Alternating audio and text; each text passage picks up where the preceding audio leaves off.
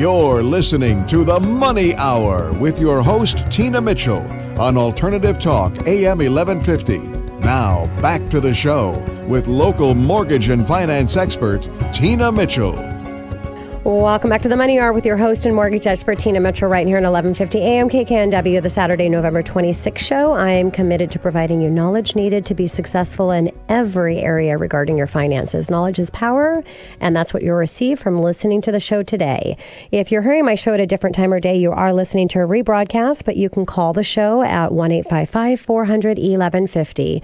Again, that's 1-855-400-1150 or online at themoneyhour.com. And in studio right now, I have Greg Nunn with GrayGreen and Nunn, GrayGreen S. Nunn and Associates. Greg, thanks for coming back in studio. You bet, Tina. How you doing? Little tongue twister, getting out your name and your company followed by it. I understand that. Excited to have a conversation with you today and share with my listeners about year-end tax planning. Yep. Just like anything else, we don't want to procrastinate, and this is something that you want to be taken care of and getting wrapped up for the year now. So a little bit about Greg. GrayGreen Nunn is founder and principal of Nunn Better Tax Resolution in Redmond, Washington, the first firm of tax resolution specialists in Washington State. His passion is helping people that find themselves in a predicament with the IRS due to failing to file tax returns and or not paying what the IRS claims that they owe. He represents these troubled taxpayers vigorously before the IRS. His practice also provides tax preparation and tax planning for individual and business. GrayGreen is a licensed CPA in the state of Washington and been in the industry for over 30 years. He's a member of the American Society of Tax Problem Solvers, the premier associate of professionals helping troubled taxpayers, and he has received the Top Practitioner Award for the American Society of Tax Problem Solvers. Also certified tax resolution specialist, and Greg has published his book titled Solve Your Tax Problems Now. So Greg, this show is always about making sure that we're prepared financially for all arenas when it comes to our money, and reason why is so you can have a better quality of life for you and your family. That's what I like to share with my listeners, and so it's an appropriate time to talk about year-end tax planning. What are the basic year-end tax planning? Yeah, the whole idea really about tax planning when it comes to near the end of the year is tax timing, and that really means how or what timing am I going to have my income? That is, do I want to have income in this year or more income in next year? Mm-hmm. And then vice versa with the deductions. That is, do I want those deductions this year or do I want those next year? And there are some ways to adequately do the timing on your income and deductions to possibly give you a much better tax scenario. Yeah, and I know, Greg, there's a lot of incentives and things that come in and come out every year. And so for 2016, what tax breaks are scheduled to expire at the end of this year? Yeah, it's really interesting. As we know over the years, it's like we all, especially in the state of Washington, with bated breath, wondering if we're going to continue to get our sales tax deduction. Mm-hmm. That's actually one that's going to continue for a while, so we don't have to worry about that one. However, there's two major ones related to the homeowners. Okay. One of those is the discharge of indebtedness on your principal residence. Here's what I mean. There was a special rule passed that allowed people to get rid of their homes that were upside down. Yes. And ordinarily, when you have debt forgiveness, oddly enough, it becomes taxable income. You get that 1099 in the mail. And you get it. You got it. Mm-hmm. You got it. However, the way it has been is that because of the economic burden that it was putting on everybody, that was being delayed. That is, people could sell their home, have debt forgiveness on the mortgage, and have no tax to pay on that. Okay. That's scheduled to expire at the end of this year. So do you think, is it really going to for sure happen? Because it's scheduled, but they keep extending it. And so... I think it will be... Hard to say? Hard to say. We won't know until next year, that's for sure. I know. But I think so much of it depends on, okay, well, how many people do we think are still overly burdened, makes sense. By being upside down. Yeah, okay. Okay. Anything else, Greg, scheduled to expire? A lot of people, based on their income, might be able to deduct their mortgage insurance premiums. Yes. Which has been fantastic. It has. And that's scheduled to expire at the end of this year as well. Interesting. So it'll be interesting to see if they bring those back. It will be. Okay. I think the mortgage insurance premium thing probably has a better chance. I agree. I mean, that's my personal opinion. And depends on what the Don does, Yeah, another show for that, Greg. Anything else that's getting ready, scheduled to expire? Yeah, way back when, about 3-4 years ago, Congress in its wisdom decided that they were going to change the floor as to what someone could deduct for medical expenses. Okay. From $7,500, that is, it has to exceed that, and the amount that exceeds that you can use as an itemized deduction. They changed that to $10,000, except for those that are age 65. Okay. That provision for those that are 65 is scheduled to expire at the end of this year as well. So it could be that next year they're sitting there at $10,000 as the minimum that they need to have to itemize their medical expenses. Wow. Therefore, this is a great tax planning opportunity, and that is if you're age 65, schedule those appointments before the end of the year, get those medical things done that you were probably going to get done next year anyway, get those deductions in 2016, and then wait and see what happens next year. Got it. So, Greg, what about things that are going to be continuing into 2017? Yeah, the biggest thing I think I already mentioned, that is the sales tax deduction. Fortunately, those of us in the state of Washington, there's a very important deduction to us because we have no state income tax. Yeah. A person's been able to deduct their state income taxes for years and years and years, but the sales tax things kind of come in and out over the years. In fact, there were a few years we couldn't even deduct our sales tax, which was really a stinker. But now for states that have sales tax only, like us, state of Washington, looks like it's going to be around for a while.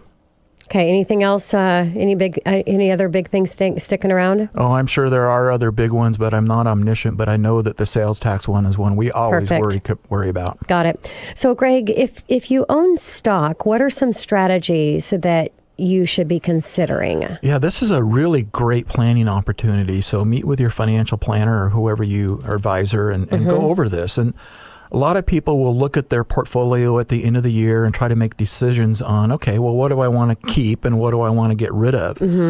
If you have a bunch of capital gains that you already have from the sale of securities, and say you have some stocks that are dogs and you just want to get rid of them, take the loss on those, match those up against your gains, and minimize any kind of capital gain income you might have.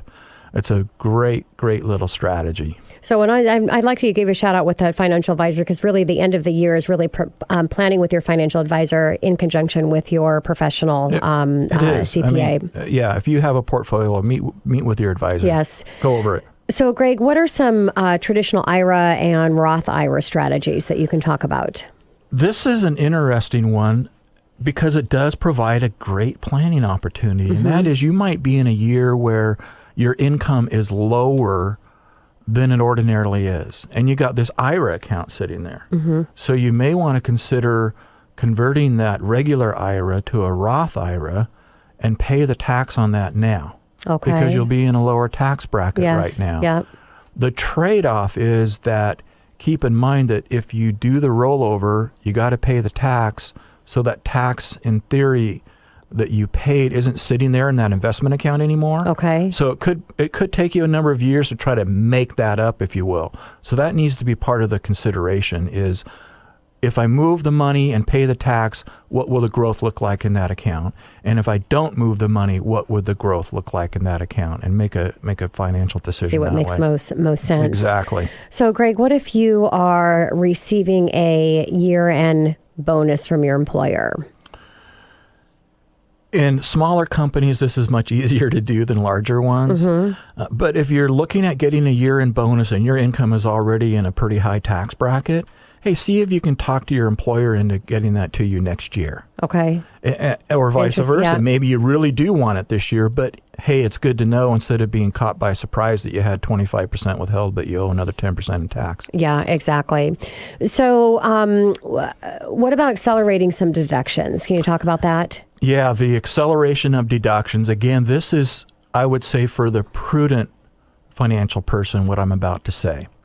I'm not a believer in credit card debt. However, if you're able to manage that well and you need more deductions in 2016, you can actually put charitable contributions on your credit card and get the deduction in 2016. Okay. So maybe you'll accelerate a bunch of deductions that you're going to be doing anyway in 2017, put them on your credit card, but don't do it just to get the tax advantage. Make sure you've got the financial wherewithal to get that card paid off. Don't let the tax tail wag the dog.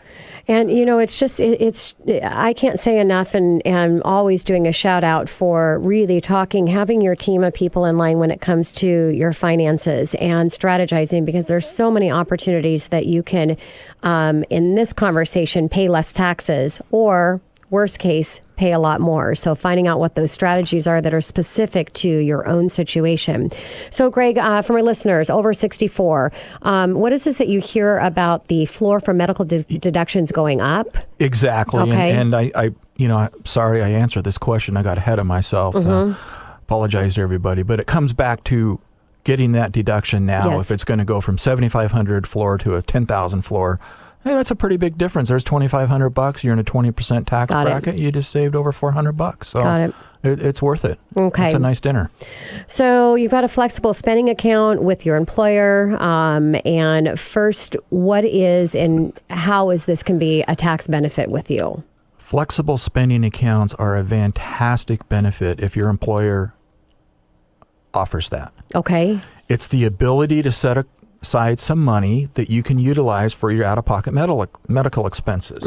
The maximum amount contributable to a FSA for 2016 is $2,550. It's going up by $50 for next year, so $2,600.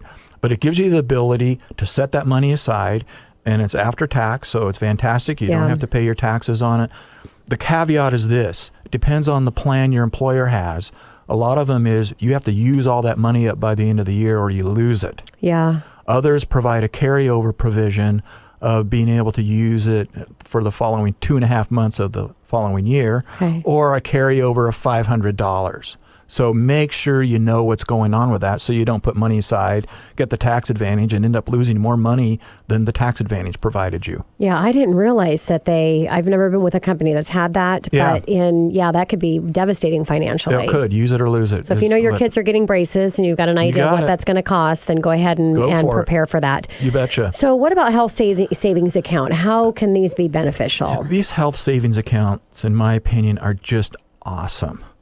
They're only available right now for those that are in a high deductible plan, which is defined, I think it's right now, if your deductibles are over $10,000. So, I mean, it's a plan whereby it's really covering your catastrophic events. Everything else up to that, you got to pay for out of pocket. But you have the opportunity to do a health savings account, kind of like the a flexible spending account.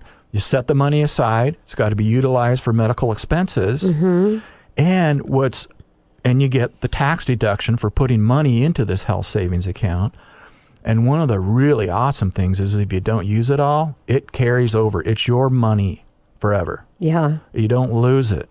So if you're a pretty healthy person, you can go with a high deductible plan, save a ton of money on your medical premiums, and at the same time put money into a health savings account that can carry over year to year. Wow. That could really, maybe you'll have a few years down the road where you have one of those unfortunate catastrophic events and now you're out of pocket $10,000, $20,000, $30,000, but fortunately you got that health savings account to take care of it for you. Yeah, great tip, Dave, Greg. So I said Dave, my husband, which you know because you do our taxes. Great guy. Dave's a great guy. Anyone that knows Dave is blessed, that's for sure. Exactly. And he's already got all of our stuff taken care of, no doubt. Hey, so Greg, I've got a minute here. I've got to take us to break, but biggest mistake for my listeners to watch out for? Biggest mistake to watch out for. How about if I twist that around and say the best thing that you can do? All righty. And that is... I was trying to put some fear factor in there. I know. Go ahead. Well, let's see. Maybe I can come up with some fear. Just keep in mind the IRS knows everything about you, and they'll come get you if you don't pay your taxes.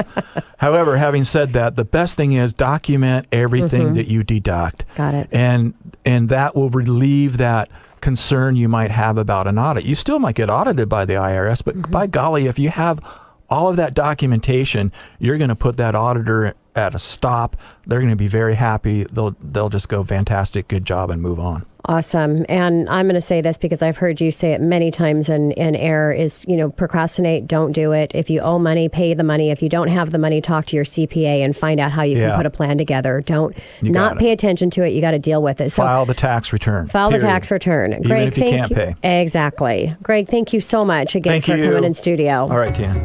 Coming up next on the Money Hour, do you think Medicare is complicated? It doesn't have to be. I've got Sandra Early with Early Insurance Solutions right here on 1150 AM KKNW after this short break.